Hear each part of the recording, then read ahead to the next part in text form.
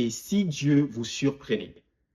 Bonjour à tous, c'est votre frère Eddy. Aujourd'hui, nous allons partager un message particulier et ce message est tiré du livre de Actes des Apôtres. Nous allons lire la Bible dans Actes chapitre 3. Nous allons lire le verset 6 à 8. La Bible déclare: Alors Pierre lui dit: Je n'ai ni argent ni or, mais ce que j'ai, je te le donne. Au nom de Jésus-Christ de Nazareth, lève-toi et marche. Et le prenant par la main droite, il le fit lever. Au même instant, ses pieds et ses chevilles devinrent fermes.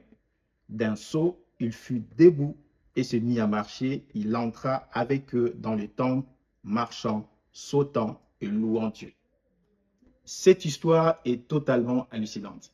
Et ce qui rend cette histoire si particulière, c'est parce que nous avons cet homme qui était boiteux, il était paralytique, donc il ne marchait pas.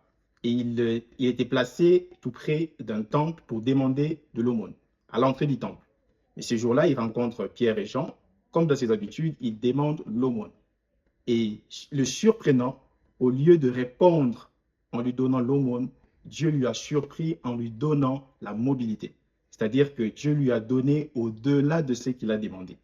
C'est pourquoi mon message d'encouragement pour vous est de vous dire que en cette nouvelle saison, je prie que Dieu vous donne au-delà de ce que vous demandez.